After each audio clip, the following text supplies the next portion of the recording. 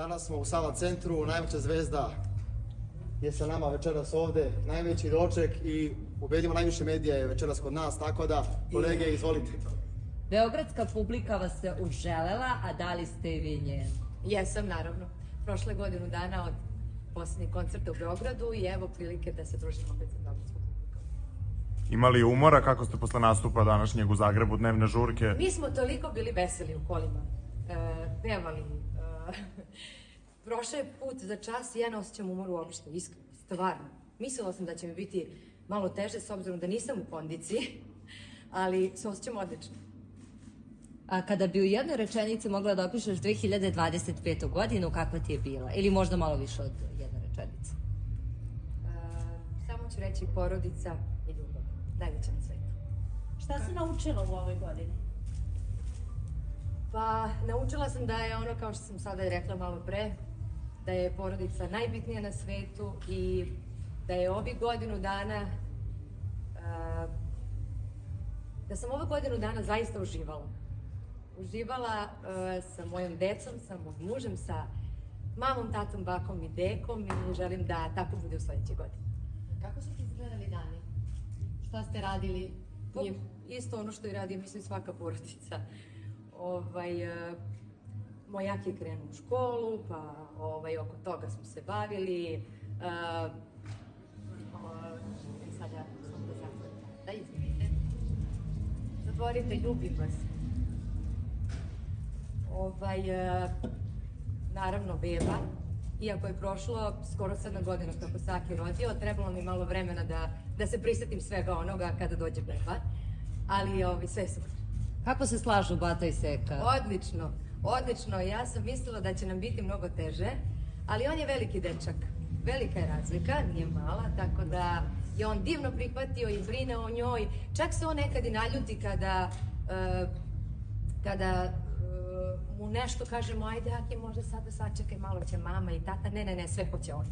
A reci mi, da li si se vratila malo i na domaće zadatke, kako to sve ide, školica? S obzirom da je sada u 1. razredu, nismo još stigli do toga, ima neke, nema mnogo, ali se trudimo i dobar je dečak. Dobar je i vredan je, hoće da uči, iako je mali. Ko je stroži, ti ili Filip kada je u pitanju škola? Ja.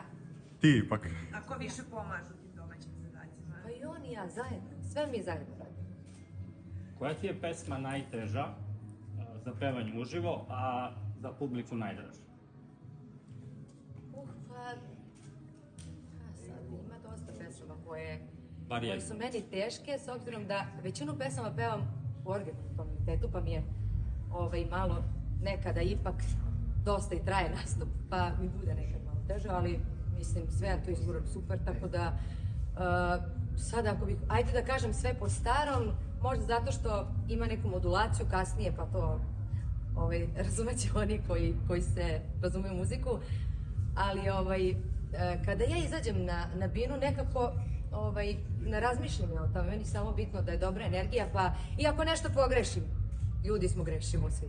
Ili ima neka tvoja pesma koju si toliko puta otpevala da sada kad trebaš da je otpevaš ti je već, kako da kažem, muka te pesme, a ljudi je, na primjer, vole?